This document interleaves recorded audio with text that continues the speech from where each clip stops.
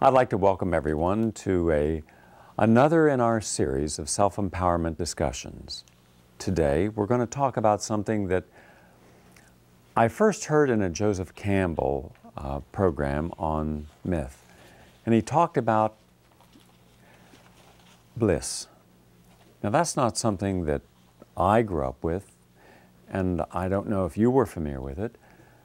But then I began to think, well, what is bliss? What does it mean? Now, an Easterner can certainly tell you because it's more conducive to the way they have been conditioned to believe in, but we're not. We're not into bliss. And then I said, well, what keeps us from our bliss? What manifests bliss? And I just started to understand more than what we have to do is what we have to undo. It's like health. There's two ways of approaching health. One is to take a lot of supplements and to do a lot of things that you would normally do, and another is not to do the things that destroy health. And I found that people will live just about as healthy if they do not do things that are toxic as those who do toxic things and then try to compensate by detoxifying and supplementation. So if you didn't smoke and didn't drink, and you didn't eat sugar and didn't eat red meat, and if you didn't drink fluoridated water and you didn't drink alcohol, and if you didn't eat processed foods, you're going to be about as healthy as someone who did and then took supplements trying to undo that. And with that same concept, I took a look at bliss and says, all right, why isn't bliss just a natural state? It's like purity. No baby is ever born vulgar. No baby is ever born with a negative attitude. So through time, fear, psychoses, neuroses, depressions, anxieties, limitations, biases, prejudices, all of these are conditioned responses.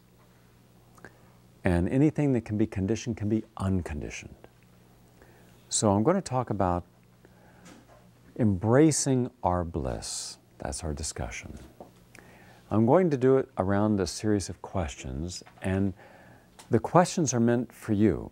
They're meant for you to try to explore how you would respond to them. I'll give you some of my own insight, but that's only my own particular insight, and it is no more valid than yours. And from that insight, hopefully you'll start to think about it. And when you get a quiet moment, you can reflect and you can say, all right, what's that mean?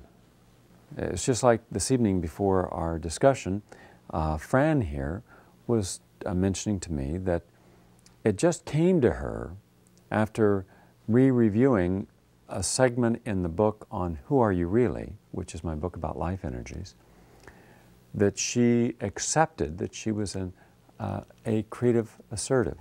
And as such, her need to hold on to pain from the past is different than someone else's who can have pain, let it go. And I found that's true of a whole group of people, and those people happen to be creative, and there's a reason for that. And I'm going to get into a little later. But there's reasons that we do things, but there's also the potential, once we understand why we do something, then to ask ourselves in the future, do we want to do that all over again? Do we need to do it all over again? Why do we do something? The first issue is this. Life is impermanent. We suffer from the emptiness of not connecting with our real self because we feel that if we've been faithful for so long to the idea of permanence. Now think of that for a moment. Thus, living in the moment betrays us in the end. Did you get that? No. You didn't. Why? Why does it betray us? Get in the moment. Now listen what I said, because it's not a trick question. I'm going to go through it and I'm going to break it into sections. These thoughts come to me when I'm in my meditation. I prepare for doing a discussion like this, where I sit quietly for hours on end and I ask a question, and then I allow myself to have all these answers flood in. And the answer that finally registers where I feel it, then I set that aside. And that's how I build these lectures. Let me go over this again. Life is impermanent. We all agree with that, right? But that's not what we were believing earlier in life. A teenager, a young kid doesn't believe life is impermanent because they have not really had to come face to face with that impermanence, except when their turtle dies, their dog dies, the cat gets run over, a grandfather, grandmother dies, and they don't really understand why. And they're told what's happening, but it's still not really connecting. There's sorrow, there's grief, but then right next, there's buoyancy right back again. But the older we get, the louder that issue resonates in our mind, because we become a part of that impermanence. We embrace our impermanence somewhere in our path. It's just we never know when. Will it be by a car accident? Will it be by a natural cause? Will it be by a stroke? Heard you talking about a stroke earlier today. Well, you know in that moment you didn't think you were going to have a stroke, right? No, but then you had a stroke, and then suddenly you realize how tenuous life can be. Like that, it can be over. And if we don't want it to be over, then we bear the burden of feeling betrayed because we didn't desire that end. Now, because life is impermanent, we suffer from the emptiness of not connecting with our real self because we feel that we've been faithful for so long to the idea of permanence. You want a permanent home, a permanent job, a permanent relationship. Up until this newest generation, everything was meant to be permanent. If you were a man, Charlie, and you were working in the 1950s or 60s, and I assume you were, right? What kind of work did you do, Charlie? Engineer.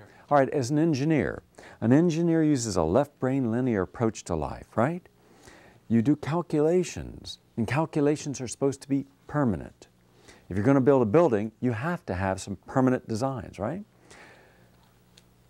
The values that you accepted from the paradigm, what I call, I've changed the concept, I've heard paradigm so much, I've changed the term in my vocabulary to the circle of the known. Because I think calling it the circle of the known, as you'll hear in a little bit, gives it more of a sense of what it means rather than paradigm. Paradigm comes from the Greek meaning paradigm or pattern of behavior, kind of removed from our vocabulary.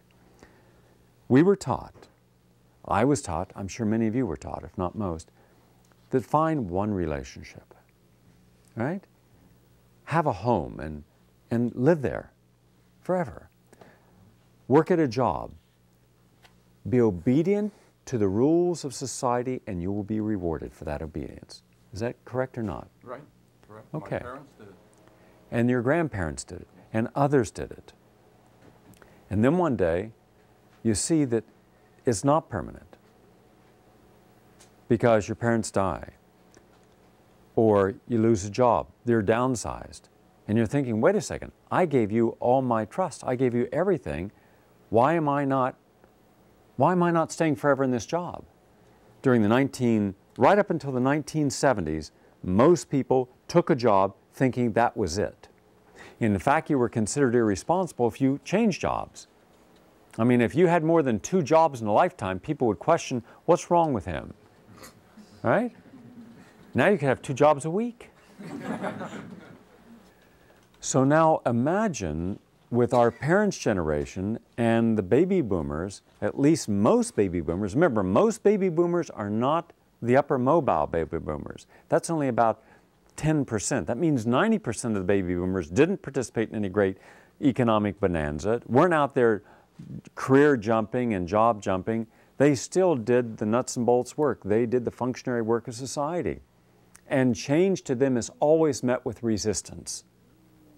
There's a certain type of person that embraces change and others resist. Permanency resists change. You can't have permanency and change. The trouble is, we know in our hearts that nothing's ever the same. We know that things evolve and change. The deepest pool still stagnates if there's no circulation, no movement. We know our muscles atrophy if there's no movement. We know the brain cells atrophy if you don't think and challenge it. And yet the last thing that most people want, once they're comfortable in what they're doing, is discomfort. And discomfort is change. And that's why so many people know they could do better, know what they should change, but won't because of the discomfort. Now, one of the problems with the paradigms is that when you're told that, we have a permanent this and permanent that, and you wake up one day and realize you're not, but you've already given your loyalty to that. And hence, your loyalty creates an emptiness. It's like paying allegiance to something that itself is not legitimate. You're going through the motions of being legitimate, of honoring something, but unfortunately, it's not really honoring you. And so there's a disconnection. That's what I mean. And so then we're faithful to the ideal permanence, but life isn't. And life's always going forward. You look in a mirror one day. Any of you ever look in the mirror one day and you just kind of get sad? Liar, liar. There's a sadness when you look and you got a picture on a mantle that's, 10 years younger, and you think, what's wrong with this picture? It's supposed to be permanently young. And then that's the loneliness. And that's where we feel the betrayal. But when you live in the moment, when you're really in the moment, and you accept the moment as not being permanent, then you don't feel betrayed. And that leads us to our second issue. And the second issue is this.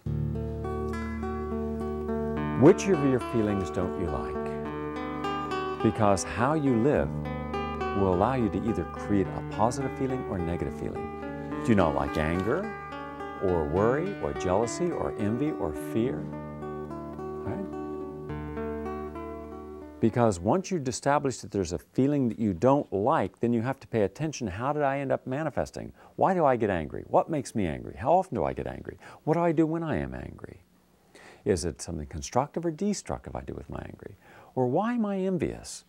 Am I envious because I'm jealous? Do I not feel that what I have, or what I am, or what I think, what I could do is equal to someone else? Am I always comparing myself against others? And why should I do that? Where'd that come from? Why can't I just accept that whatever I am and whatever I can feel, that's me? It may be more or less than you, but that's you. I'm not living your life. I can't. And therefore, I shouldn't emulate your life. I can't. You're the one who has to emulate your life. But the trouble is, we don't look at how we get these things. How often do you use these emotions? And most importantly, what are the consequences of these emotions? Now think of it. When you use envy, and you use fear, and jealousy, and worry, and anger, there's a consequence. Always. First to yourself. Because you stay attached to everything you create. So if you're worrying about someone, you're also the victim of that worry. If you're angry at someone, you're also the victim of your own anger. So everything that you try to displace out there, you automatically stay connected to. Now think you could have all those emotions in one day. None of those are constructive. How do you get that way? In part, it comes from not having the ability to look at life for what it is and people for who they are. And that gets us back to the circle of the known. I'm going to describe a little bit of this circle of the known. For years and years, I tried to communicate with physicians about what I experienced would help people. And my experience, coming from a very classical background in academia and study and research at the Institute of Applied Biology, was just like everybody else's in the sense that there's cause and effect. If I'm counseling someone and I see that they've had all kinds of migraines, and if I suggest dietary changes and they take them and they no longer have the dietary habit they had before, and hence their migraines are gone, then there's a connection between diet and migraines. It's just basic. It's basic science, cause and effect. Watch what happens. A good scientist has to observe objectively. Then a good scientist tries to understand what it is they've observed. Then they try to see if they can replicate that. And then if they can replicate it in a lot of different people, and then they try to disprove themselves. And when they can't, then they have something that's fairly objective science. And then medicine and other healing arts takes that and tries to incorporate that A physician is not a medical scientist. There is no such thing as medical science. There's medicine, and there's science, and then there's healing, and then there's prevention. We've tried to make it all seem like it's one. So one person says, eat this, don't worry about that, you don't have to take vitamins, your mind does nothing to your disease, doesn't cause cancer, and suddenly we have this assurance, oh, okay, then I can think negative thoughts, or I can be all these things, I can worry, angry, I can drink, smoke, moderation, meat, sugar, moderation, and nothing's going to happen to me. Yeah, nothing's going to happen. So my arthritis has nothing to do with diet. No way in the world. Now, why is it that if your doctor told you that, you would believe it? But if you came to me, and if I changed any part of that, your arthritis went away, you would still believe your doctor. And that was the rabbit trick I couldn't figure out. I could understand if you've never came to me, if you didn't know any of the things I know, if you've never seen what I could see, I could understand that. But it was hard for me to appreciate how you could deny your own reality, because it happened time and again, where someone would come to me, I would give them input, I'd give them advice, they would take it, they'd see a change, then they go back to the doctor and say, doctor, look, I no longer have arthritis. I gave up dairy and wheat and meat and sugar, and I took some glucosamine sulfate and vitamin C and silica and chondroitin sulfate. I feel great. And the doctor would say, it's nonsense. It's quackery. They go, okay. And they'd go right back. And back would come their arthritis. So then I'd meet these people occasionally, and I'd say, how you doing? Oh, I still got the arthritis. I said, but you were over your arthritis. I know, but it came back. Well, how'd it come back? I don't know. Well, did you stay on the diet? Well, my doctor says it's quackery. And you think, what's missing here? What's missing when I write a book showing, just in this one book of over 1 million references in the scientific literature, 25,000 peer-reviewed journals showing the healing therapeutic benefit of nutrients, send out 100,000 mailings to physicians, and I get like 300 responses out of 100,000. If the doctor says, show us by our standards, our gold standards, show us, prove to us that you have information that's a quality research done at a nice school like Harvard, MIT, or whatever, publish it in a peer-reviewed journal, do a randomized double-blind placebo-controlled study, and if it shows that, we'll take it. And then I realize they're not taking any of it. Because, and here's the big circle the known issue of the day, if it's not originated and it's not created in the circle of the known by the authority figures in there who are artificially removed from everyone else by the assumption of power, because power is an illusion, is when you demand people give you attention because of your knowledge, facts, the information you've shared with them, the impression you've made, the illusion you've spun, the position that you have been established at in this artificial hierarchical order, and you are a leader of the known. You're an authority figure. And there's a very clear distinction between those that are in a position of authority, generally people who have a certain level of education, because in their mind, if you have enough facts, then you have knowledge. And knowledge separates you from people who do not. And hence, you should be more revered and respected because of the knowledge those facts provide.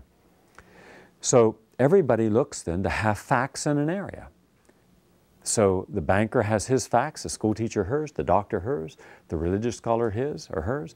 So everybody has their facts, so everybody creates their own little position of power. So even within the circle of the known, there's people always jockeying for attention. And it happens even in groups. So let's say one group is way up here, the dynamic, aggressive life forces, the people that run industries and are the multinationals. And these people don't have to have any education. In fact, a study was done in the 1960s that showed only 5% of CEOs ever had college educations. So they didn't have to have facts from educational institutions to have power, because they accumulated wealth And wealth at that point was assumed that if you were smart enough to get that wealthy, then you should be given the power, and the power then says, I'm the person you come to for any guidance. So then they became policymakers. And they would tell you anything. You never heard a policymaker saying, I'm sorry, I don't know, I'm really not knowledgeable. Ask a politician anything. And as stupid as they are, they'll give you, certainty of an answer, and though it's never right. So what happens is you have all kinds of structures. You have the people who can buy and sell everyone else. Then you have the people who learn, and they think, I earned it through learning, which is greater than earning it through money, so therefore I'm better than you. You made yours in the stock market, I made mine in university, or I made mine as this. And now you have the ego trying to distinguish that power from this power. And then within that group, you have people vying for power. You have the life energies that are more quiet and just happy that they're able to maintain their comfort level by having their respect and no hassle. And then you have those that want to go further, those that are willing to exaggerate or be an exhibitionist within their field so that they say, all right, we're all surgeons, but I'm the best surgeon. And therefore we start placing artificial values upon best. So if you belong to a certain university, you're considered, oh, number one at such and such. And then you have people looking and trying to find the alpha male and alpha female in every one of those little circles of power.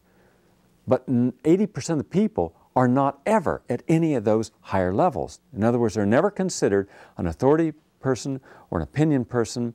No one ever asked for their counsel or input. They're way down here. Now the trouble is when you're way down here, you're given total certainty that every issue in life there is an answer for, but you have to come to these higher people for your answer. If you're confused about your faith, you have to go to the priest or the rabbi or the nun or whoever. And they have to be the intermediates. You can't go directly because you wouldn't know how to interpret your faith. You would know the dogmas, the rituals, the creeds, what they mean, how to live by them. So they teach you this. So you take on that body of knowledge. As long as you're obedient, you're rewarded by being accepted.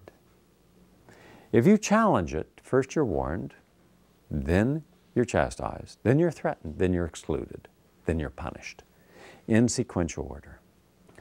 So every single doctor in the United States that has come forward and said, if the point is to help my patient, and I've done everything that my education said I should do, and my patient's not getting better, then my education is what it's fault, and the protocols I'm supposed to follow from that education are not helping the patient.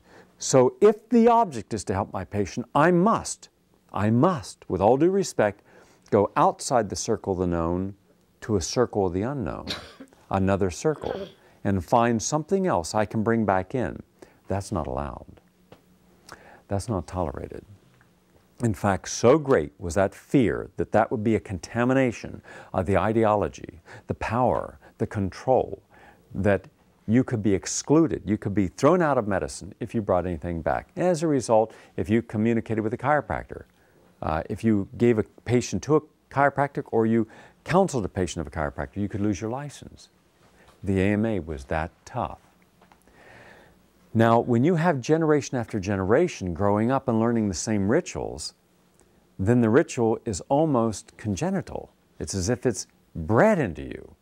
You don't even question it anymore. It's a certain rite of passage. You accept it. This is my position in society. I'm better than you because I'm this, or I'm that, or I'm this, or that. I own this, or I can live here. Therefore, you must always defer to me. Look at movie stars.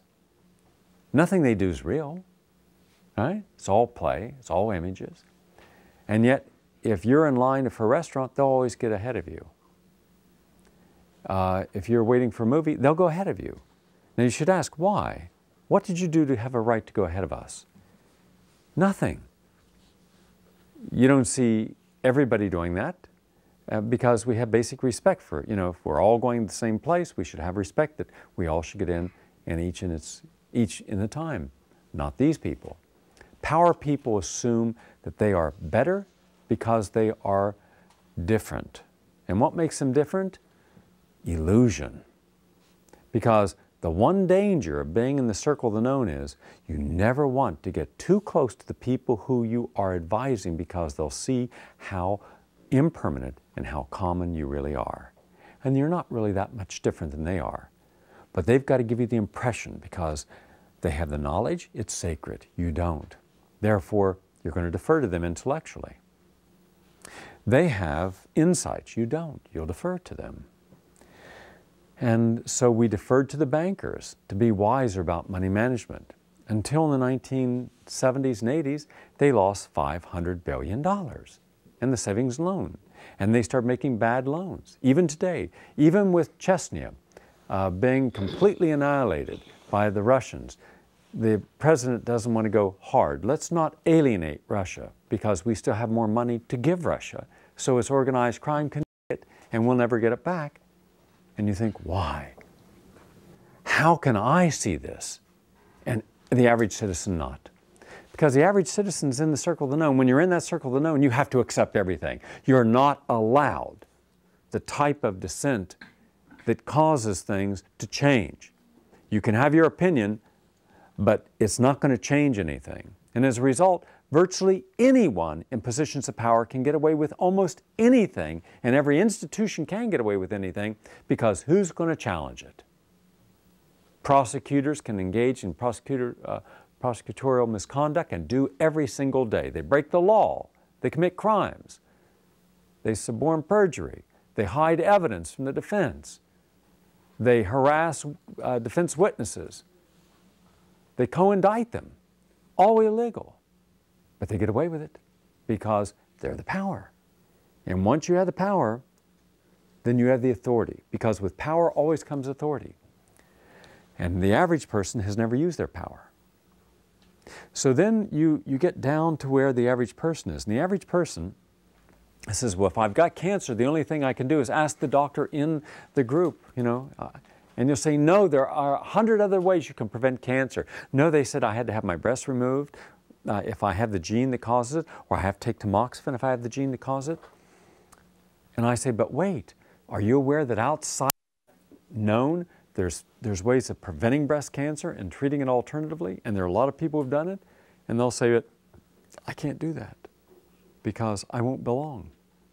Belonging is the single greatest need the average person has.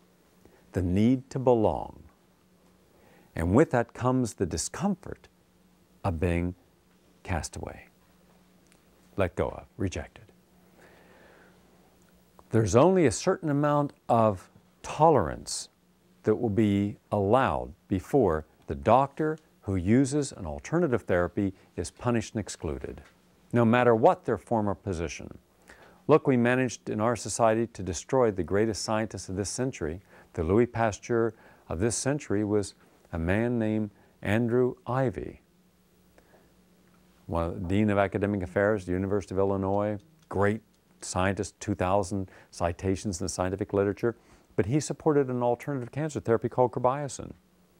It worked, but it was competition. It was destroyed and he was destroyed. People didn't come to his defense. People inside the known don't.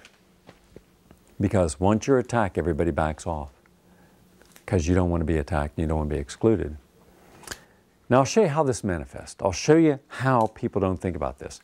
At the height of the Vietnam War, less than 1% of the American population challenged it. At the height of the Civil Rights Movement, less than 1% of the blacks protested on behalf. You didn't see 60 million blacks out there protesting, or 30 million blacks. You'd see 200, or 100, or 25. At the height of the women's movement, when women were asking other women, raise your consciousness, free yourself, under 0.5% protested.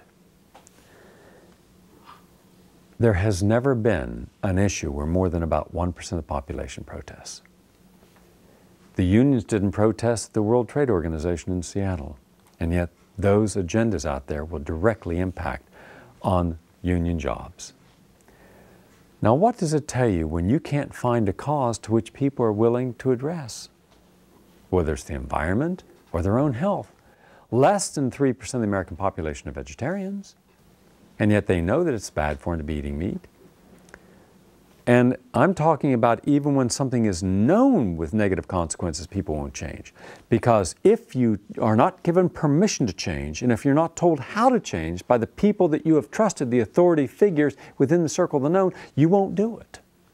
You have to get someone's permission, because from early on in life, we're told never do anything without permission. And never do it on your own because you're not smart enough or wise enough. And so we feel so vulnerable and so incomplete, and we feel so non-essential that we become invisible. Now, this breeds enormous anxiety. In the 1800s, if a woman complained, she could have her ovaries removed to get rid of, quote, hysteria. And it was done routinely. Women were given opium that you could buy at any drugstore to calm her of her hysteria. So we took care of women by giving them lots of narcotic and taking out their ovaries and removing their clitorises frequently. Today, in the 1960s and 70s, we gave women Valium. Now we give Prozac, lithium, alcohol, gambling, shopping. Look at all the things you can do to sublimate your anger, your worry, your jealousy, your envy, and your fear. Men, we give you violent sports, pornography, we give you WrestleMania, and we give you boxing, ear-biting boxers, that we pay more money for one fight than all the Nobel Prize winners for peace in history. Now, what does that tell you about our values? See, you can say your values here, but when you act here, where's your value? It's where you do. You are what you do. So inside that circle, you know there's a better way. But you don't want to lose everything that was identified as a part of you. Now then, when it comes to this alternative movement, when I look at an audience, I don't see any CEOs or celebrities or policymakers or physicians. I don't see any of the people who run the world in those hierarchical positions. None would come to this meeting. And why wouldn't they come to this meeting? Because Charlie or Rose or Karen, if they were sitting beside you as regular people, you would not recognize them. And that would make them insecure, because the people who need that power are very insecure. They're simply masking their insecurity. You're here to examine your insecurity. You're here to strengthen yourself, and they think that success, money, power masks it all. It's a great facade and a great disguise. Because when you see someone of power, we're drawn to them because of the certainty of their strength. We never realize, are they strong in their character, or is it merely their capacity to exaggerate their needs, have more power and more success than what they need, which means they're really insecure. But we're never going to ask them that question. I once counseled a very famous actor, one of the most famous in the world, considered one of the greatest classical actors in history. And as he's sitting there and I'm talking to him, and I was helping him dry out, detoxify. And this is like the 10th time he had gone off the wagon.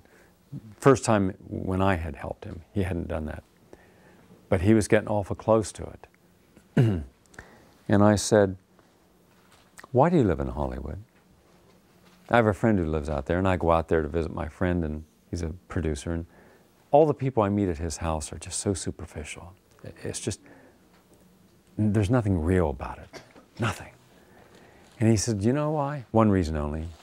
He said, if I lived in the average neighborhood where I'd be just as happy, people would walk down the street, see me walking down the street, talk with me, listen to me, and think, you're no different than I am. Then why are you so rich? Why are you so famous? He says, look, Gary, he says, look what I do each day here. No? He says, I do the same thing everybody else does until I have to go work. And they see me up on a screen. I don't put the words in my mouth, the screenwriter does. I just act them out. He says, in all other areas, I'm just like everyone else. And that's the way it is. He was at least honest about it. He was a very honest person. But he also was addicted to the comfort that all that gave him. And he didn't want to go back to where he was at the beginning of his career. You know, what's the difference in the bed you sleep in if you're happy and are going to get a good night's sleep because you're happy with yourself? If your sheets are satin or your seats are cotton, shouldn't really be that relevant. But we make it relevant. We make what makes us different relevant. So then everybody tries to show what makes them so different that they're not like you, because to be like you would make them unacceptable. So your need to be connected, your need to belong, your need to be acknowledged and accepted becomes paramount. Theirs is to be acknowledged by you. Now here's the interesting part. They need you to recognize them, but they don't want to associate with you. They don't like you, but they need you. Because without you, they don't exist, because power and success is an illusion. You need someone to give it to you. And you do. You spend money you don't have on things you don't need. And when that doesn't give you happiness and a sense of completeness, then you sublimate it on things you certainly shouldn't have in you and things that are going to cause you problems. And that's called self-defeating habits. You self-sabotage. And then you start looking for people to answer your questions, so you go to a psychiatrist, and the psychiatrist says, yes, you're disturbed, you have depression or attention deficit disorder, you have psychoses, neuroses, you're manic. Take these drugs, take this electroconvulsive therapy, take this, and you'll be normal again. Get rid of all those thoughts about being unique and an individual. The whole idea of our mental health system is to make you like everyone else again. The very thing that you don't need is to be normal. Normal is sick. When someone says, I'm a normal guy, I think, whoa. If that's contagious, stay away. Because at some point in life, you're going to wake up to that first issue, the impermanence of your life and having felt betrayed because you honored all the systems. And yet the people up at the top, they're doing all kinds of things because they no longer feel they have to live by the rules of permanency. They can live with abandon. And then we spend our life reading People magazine or watching the E! Channel of all these people out there doing all these great things. People down in Mardi Gras partying, raising hell, and we're sitting there, hi Harold, hi Elizabeth, pass the popcorn, turn the channel. What fun they're having. Yes, Harold. When did we last have fun? Harold, we've never had fun. Then people watch. People are out there doing something different. And the more they do, the more we watch. Because we're not living our own life. We're living the life we were told to live. And when you do that, you cannot embrace your bliss because you've disguised it. Now you know why it's so important to see at ground level where everything happens. It happens in the belief system. And look, I was very tempted myself when I completed my school to go back and live in my hometown because of the certainty of my friends and the things I was familiar with and the comforts I would have. Now I remember being in Wheeling, little town called Kittanning, Pennsylvania, and near Wheeling, and tiny town. And I had taken over a job in a Singer sewing machine store there with no employees. I was it. And with little sales. I think their sales were like $400 a week. It was a depressed mining community, mainly Polish miners, and they were most of them out of work. I mean, it was one of those streets, you walk down the street and they got the soot on the street, and it was, you know, and everything looked old. And the store was just bleak, dirty. So I put a big sign in the window, I'm willing to fix any of your sewing machines for free. That went against store policy. And suddenly these people started calling. I'd go out and I'd fix, and then I'd say, you know, What is it, you know, that you're trying, well, we got to watch every nickel, you know, we're limited. So what I'd do is I'd say, well, I'll design you, or I'll design your daughter a new dress. I'll do the pattern for free.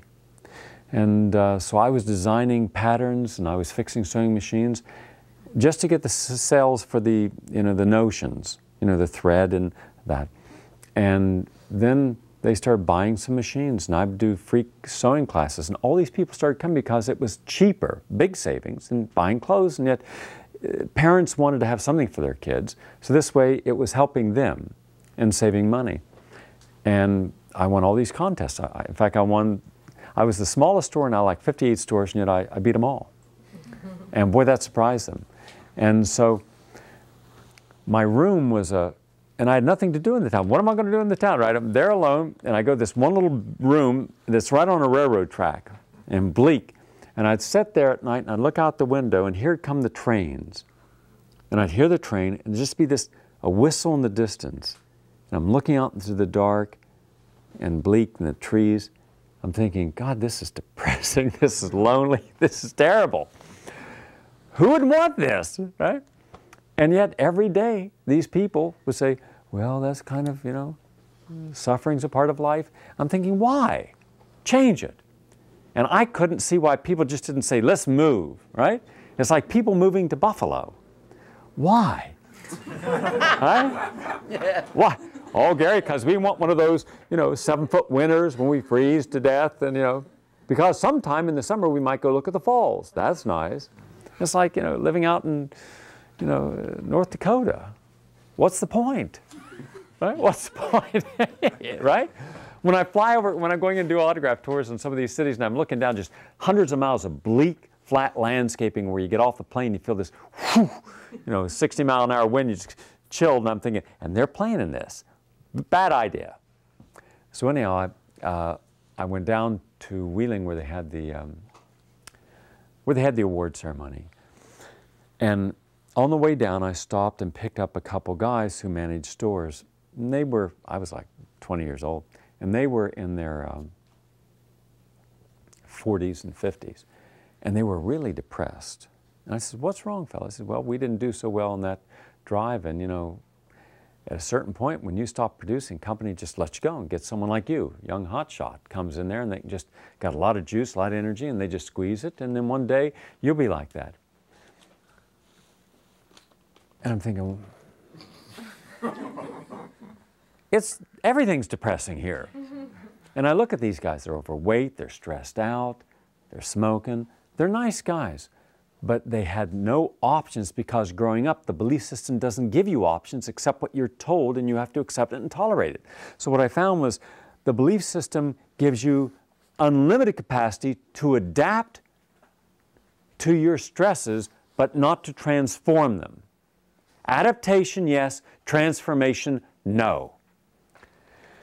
And so here I am, and with the exception of 3 or 4 of the winners, everybody else was kind of depressed. They had to be there. And they gave me like a green, ugly blazer. And that night I said, I can't do this. And so I quit. And they were all stunned, absolutely stunned. I'd quit because I was now the hot shot. I said, I see the future. I don't want to be a part of it. And then I went home. And the next day I walked all around my hometown. And I went over to my uncles, and really nice guys.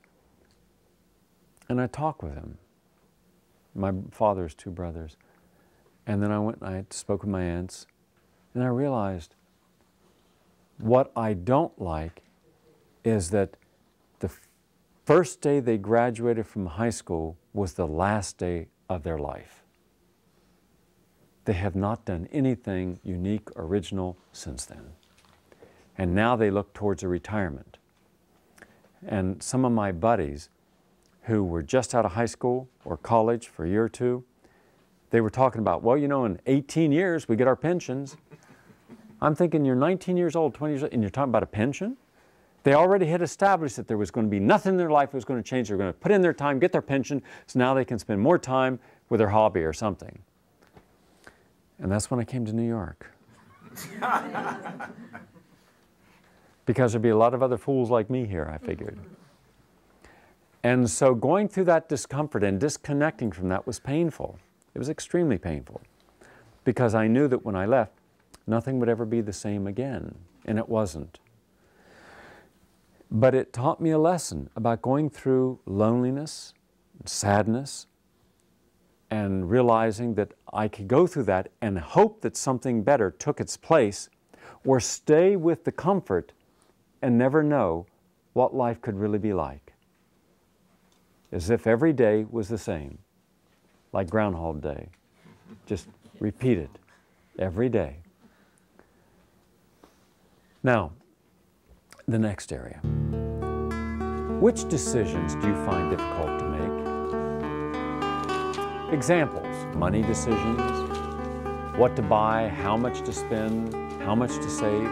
Look, that's just on one. Having sex, what kind of sex, how often, not to have, why.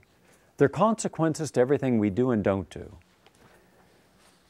And when we are making our decision, almost always it's directly associated with how we're going to be accepted or perceived by the people around us.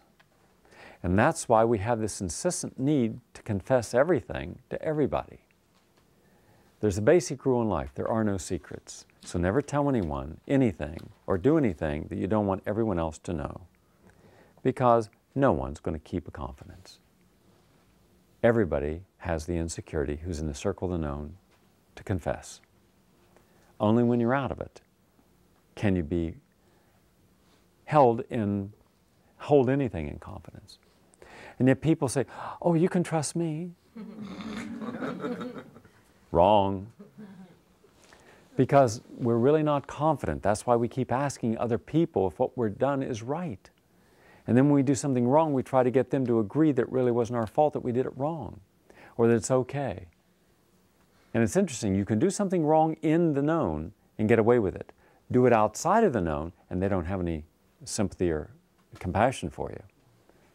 You're out there, you made your choice, suffer with it. Very little understanding. You see, if you brought something back in, it's almost like bringing a virus back in. It's kind of interesting. No one in the alternative movement, none of the ideological movement, the nutrition movement, the women's movement, the environmental movement, human rights movement, the political movement, no one in this entire world of alternative has ever been really given a forum that would in any way allow them to have the respect and to change policy and direction as inside the circle of the known. And that's why when I come up with something that I consider important or even can really make a major difference, and I write about it, broadcast it, investigate it, share it, nothing ever happens. It's like all these great discoveries and nothing happens. And it was so frustrating for years. And then I realized that that's also true of Ralph Nader and everybody else. Nothing happens. And when one of the people runs for president, even though they're intellectually and philosophically and practically and politically so much wiser than the idiots who are Democrats and Republicans, twiddly-dee and twiddly-does, who have no integrity, they line up and say, okay, which PAC's going to give me the most money? You pharmaceutical, now you get my ear and we'll make legislation. Pesticide industry will never pass a law banning pesticides. You can bet on that because you give us enough money. Medical group, now we'll never have a problem. We'll put limitations how much you can get sued for if you get a bad vaccine. 67,000 lobbyists in Washington. That's who they pay attention to, and that's why they create laws and rules to protect the special interest. Everybody knows this. Everybody knows the game, that voting for these people is a joke because it's a lottery. Whoever's got the most money buys themselves into office. It's not based upon integrity of hiring, the highest morally directed and wise person to lead us. It's getting the most exaggerated megalomaniac, who has the most power behind him, who's going to represent the strongest group. And we all know that. But again, the masses never use their power. They're like Pavlovian dogs. They realize where punishment reward is, and comfort is more important as a reward than the pain of truth. So universal truths and capacity to change will never be counted upon in that group. But outside, they're looking and say, wake up, wake up. And it's like watching people walk around dead, thinking, you're not thinking. Look what they're doing in the name of democracy or the name of freedom. Tyranny, fascism. Wake up, it's your rights. People just walking around. And then one day, they let you in by accident. In my case, it was by accident. By accident that I got on PBS. They didn't think anything of it. Oh, it's going to talk about nutrition. Hello. And suddenly, the biggest turnout in their history. And who was it? It wasn't the policymakers who called in. It was the masses who had been given no direction on what they knew was right, because their doctors and scientists weren't going to say, do this, exclude that, don't do this. They weren't going to do it. They've never done it. They never would do it. Too many controls. But I did. And because I had been invited into the circle of the known and given a position of authority, Dr. Gary Null, researcher, blah, blah, blah, and suddenly lights went on, here he is. And by the tens of thousands, people called and responded. They're clueless. They have no idea what was going on. It was revolution right under the radar screen. Like all these changes. Now and to those people, it's too late because it's gone on once, twice, 3 times. It's going to go on a couple more times at least. And now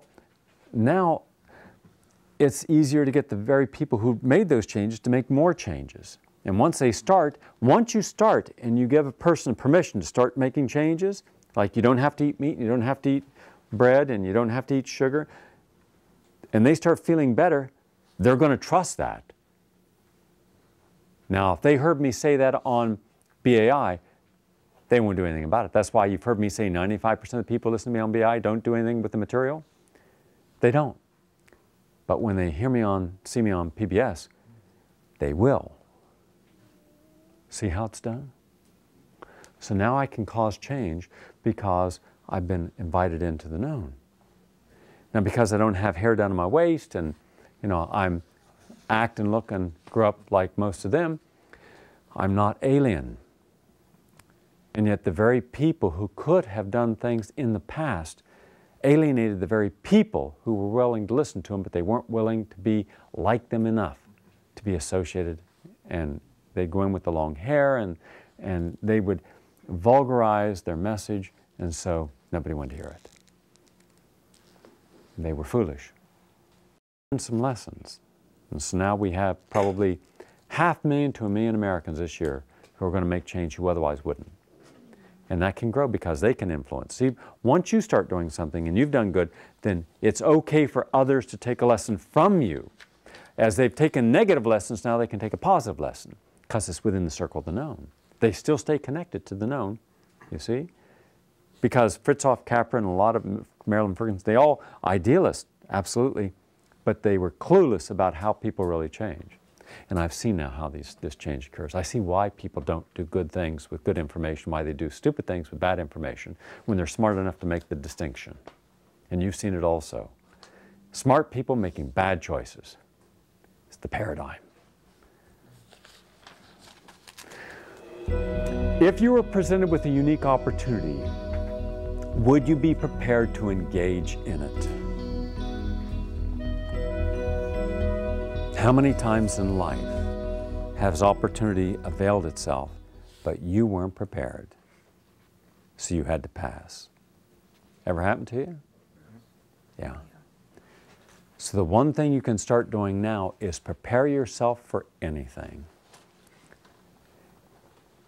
Because then you're going to create opportunity. The more prepared you are, the more open you are, the more things will come to you.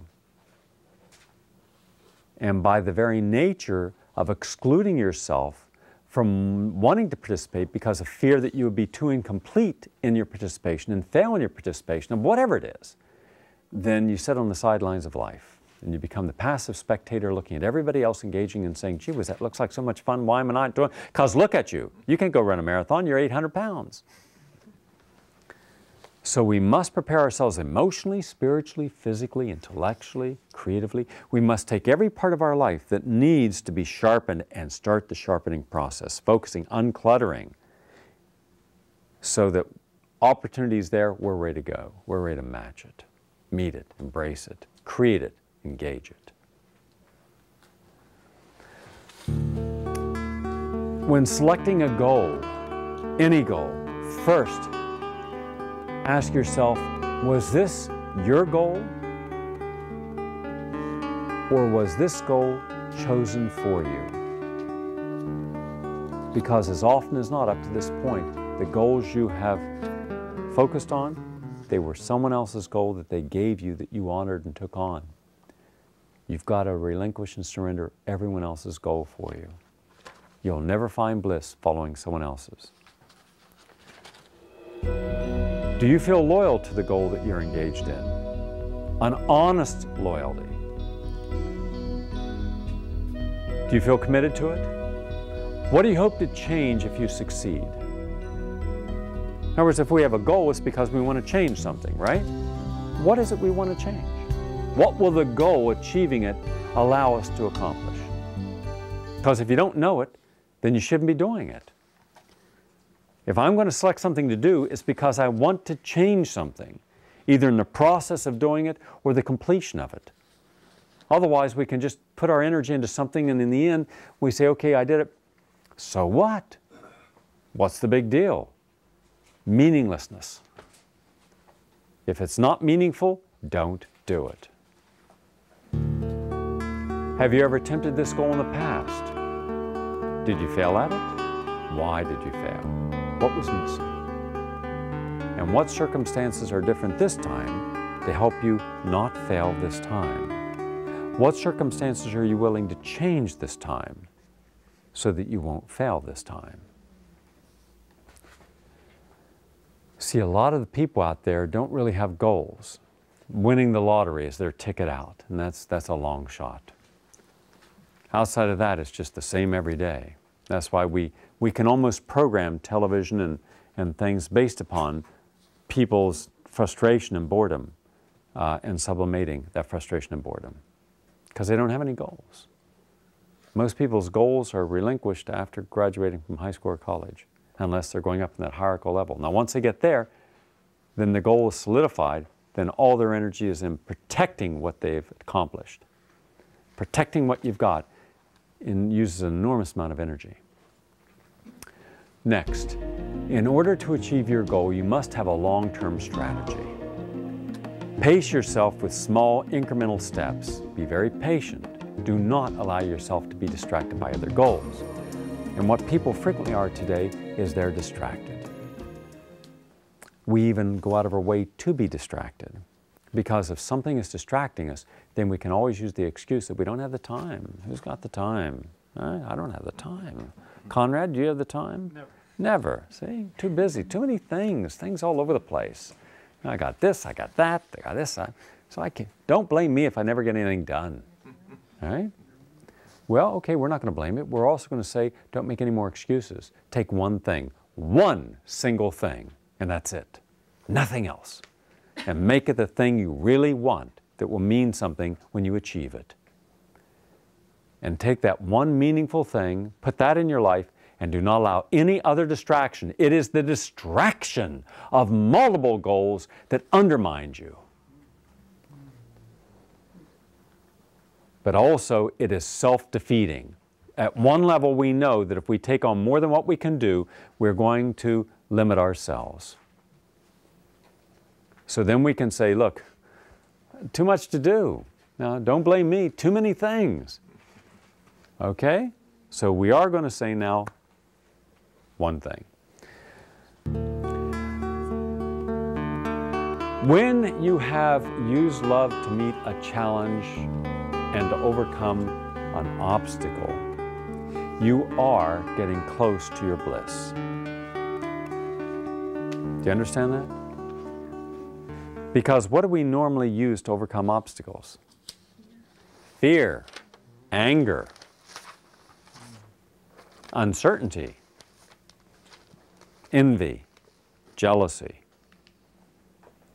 Think how many times you've been motivated by jealousy. Put energy into something you don't want to lose. But what if instead of that you simply had love? Because you know what love will do to a problem? That's not a rhetorical statement. It transforms your reaction to it. A farmer from Nebraska and a farmer from Russia. Let them show what they have in common, and they wouldn't want to fight. It's hard to fight someone when you got love. It's easy when you've got anger. That's the power of love. And love has to come from you. You have to keep bringing it up and allowing it. If you're bored, is it because something is boring, or are you boring? Huh? What do you like when you're boring? Yeah? You're boring. Because when you're bored, you are boring. So what you thought you were bored at, you become as much a problem. You just become an extension, right? Watch people in New York who go to a party downtown. And I've seen it so many times. They go in and they look around and all they see really is, what's a party? Party's people, right? So if the people aren't interesting, they're boring. So you look around and you, well, this is boring. Well, what makes you any different than those people? Are you saying, hey, come over to me, I'm interesting, I'm exciting, I'll engage you? No, it's just all these people looking, for someone to entertain them. So if someone isn't paying attention to them in meaningless conversation, then they're bored. And hence they're as boring as anyone else. If you start getting bored with things, it's because you're not engaging yourself. You should never be bored. I have, down on my ranch, I have a lemur.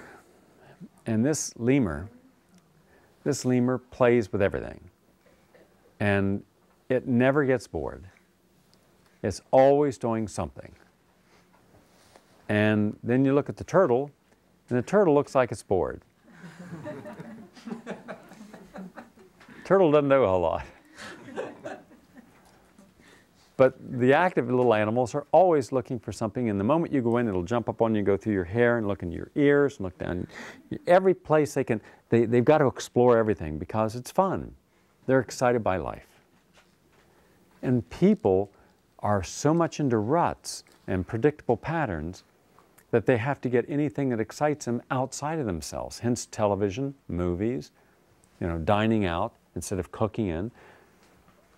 People cease when they're in that predictable pattern to be interesting. And most people, unfortunately, are not interesting. I mean, you hang around with most people and you find out, gee whiz, this person really is boring. In which case, you either carry it all yourself or you engage. Now, two boring people can become unboring, but to do that, they have to take some risks. And most people are not willing to take the risk.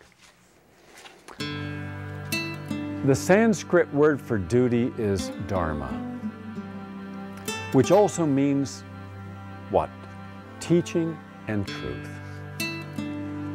So if we honor our duty as a human being, isn't part of that duty to teach the love that we have for our own life, the interest we have in all things, and how connected we are even though we have been conditioned to believe that we're so uniquely different. It is what makes us common as human beings that gives an affinity for one person to another, no matter what their age difference or race, religion. So if you relate as your human quality, then the duty of life is being honored. Your dharma is being honored. You're sharing the truth that we are all more common to one another and more equal than what we would like to believe. Now then look at it back to the paradigm. Look at the pattern of behavior. The people exist in that circle of the known. The people on top want to buy a house or an apartment or clothes or cars or furniture or go on vacations where you can't go. They don't want to be like you, because if they're like you, if they hang out at Jones Beach, if they eat in local restaurants, if they wear clothes like you wear, then how would you know that they're successful? You wouldn't. Because these are the ways we show our success, by the extension of what we can afford. So they are taking that which is a duty to share something that bonds you, and they're separating the bonds. Hence, they're not honoring their basic karmic duty. They're not honoring the duty of truth. Their truth is an individual truth. It's not a universal truth. Their truth is, I'm more successful, I'm wiser, I'm more powerful, therefore I'm not like you. And I say, take away the titles. Take away what you've succeeded in. Put you in a room with any other person, and you're just very similar to them. Only the personality is different. The life force is the same. So understand that we have been living a game. And the game is that we try to make ourselves so different that we like to think we are more exclusive and therefore have more value and should be appreciated greater than other people. Like the Men's Society. I once went to one of their meetings, and I was just offended by it. I was offended by the idea that an IQ should make you feel that you're special and elitist. It was dumb.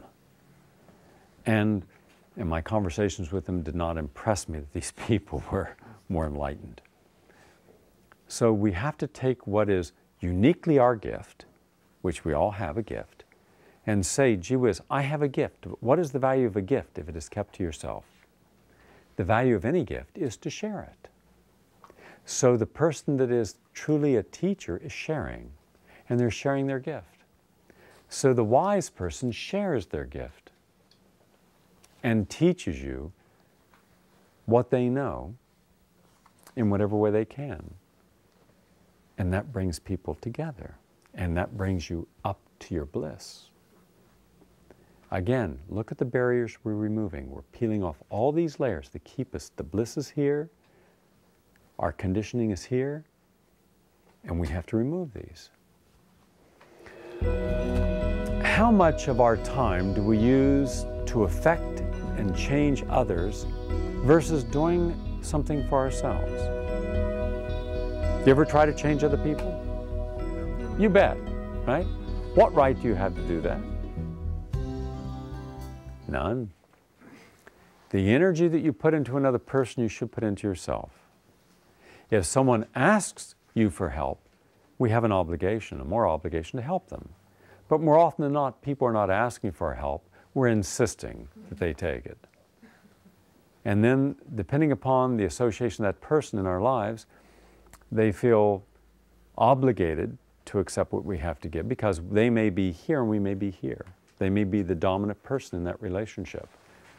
But as equals, and that's how we should treat people, if they haven't asked, then you have no right to insist. And take the energy that you're giving that direction and bring it back into yourself. You have to be responsible for yourself. Next. When moments are all that we possess, how do we make the selection of what to do with that moment? Think again.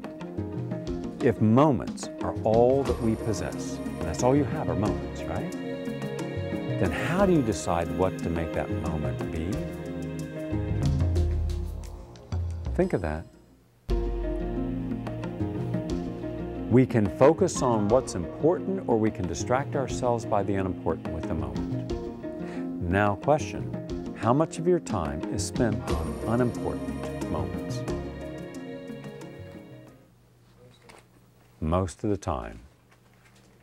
Because when you're not doing what is essential, you're doing the non-essential. When you're not living in the moment so you can have the moment, then you're living in a moment that you will not need to remember because it was not essential. When you think back of all those, well, let me just put it in a little different construct. When offering anything that we have, it is not the size or even the significance of the offering that's important, as its intention. So often in life, individuals will not contribute what they could because they think, well, I mean, I don't have anything that significant. I mean, those people can give more, they're wiser, richer.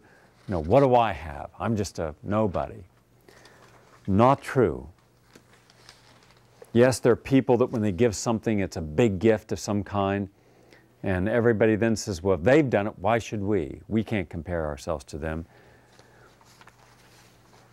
Go to any place in Japan, India, Indonesia, where there are lots of poor peasants.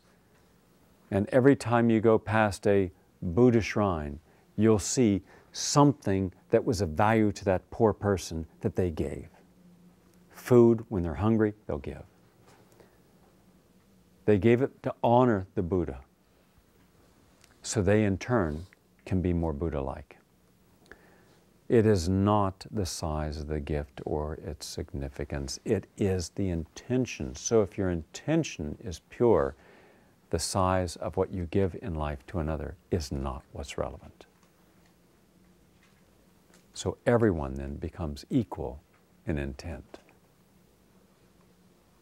You understand that?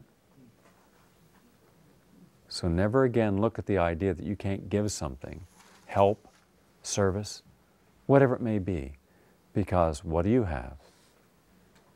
As long as you have the intent to help, that's enough. Now back to the other concept. Living in the moment allows us to immortalize the pleasure of another's company and the enduring emotions and energy that is being shared. These are brief interludes, and they must be enjoyed while they're happening and when we allow them to occur. Now, no two moments are ever the same. Soon enough, we will miss the moments we shared, but we must try to recapture that moment, as that can never be. So when we say, God, that was a great time I had, I want to recreate the embrace, the kiss, the great meal, the sunset, you cannot. No special moment can ever be recreated, ever. So don't try. But by putting yourself open to the moment, you will allow another one to take its place. And the next moment could be equally as special as the last one. And at some point in life, when you're quiet, you realize it is not meant to be recaptured, but to be replaced and the present, and be prepared and open and vulnerable for the next moment. But what we do is we enjoy something that touches us, something that resonates to our essential self, something that manifests in bliss. And we say, this is so good. It is, let it go. It's still with you permanently, the energy you shared and the memory of that energy. That will be for you with eternity. But if you stay focused on trying to recapture it, you close yourself off to engaging in another equally unique and precious moment. You must be prepared for the next moment. And to be prepared for the moment, you must surrender the moment you're in for the next moment. So you're not living in the past. Not your pain, not your suffering, not your joy, and not your bliss. You're present. Present allows you to have another blissful moment, or another painful moment, but at least another moment. And that too will pass, and let it go.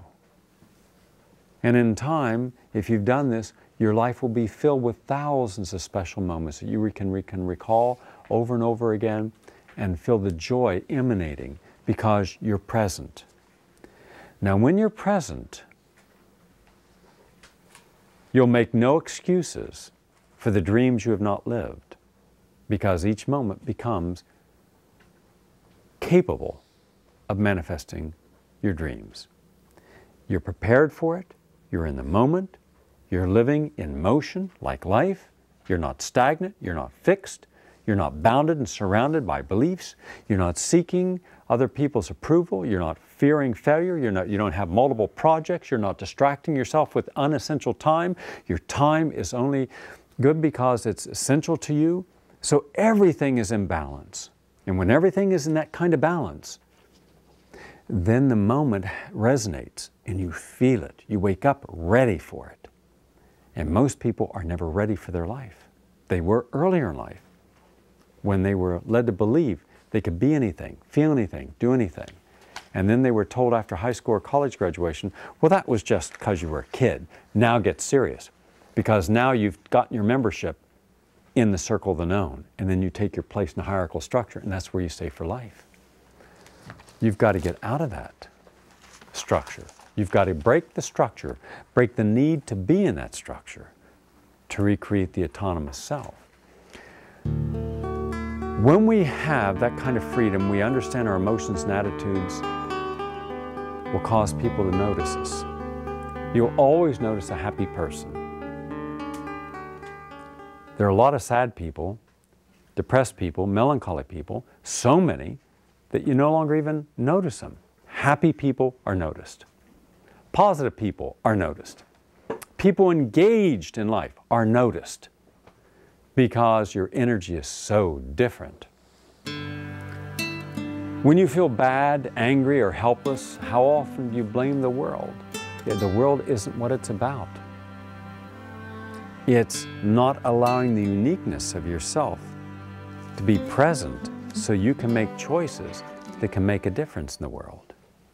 Remember, we can all make a difference, but we can't make a difference out there till we make a difference in here.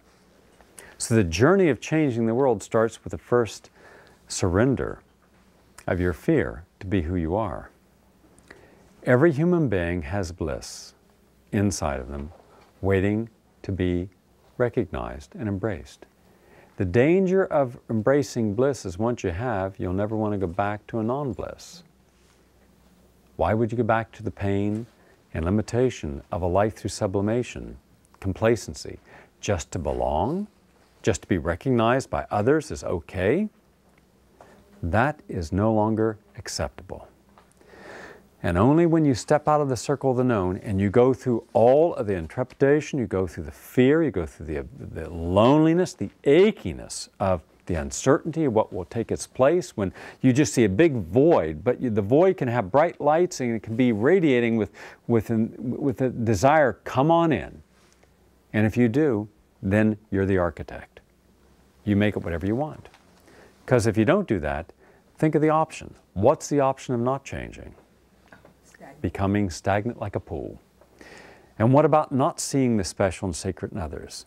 Then you become cynical and alienated. You fear others. What becomes of the person who cannot see the beauty in all other peoples? Then they look ugly. And what you think is ugly and you fear, you will not associate with, you won't learn from, you won't share with. The Dharma is broken. So when you wake up one day and you're living your bliss, then everything is possible because you're complete in yourself. That's it for tonight. Thank you.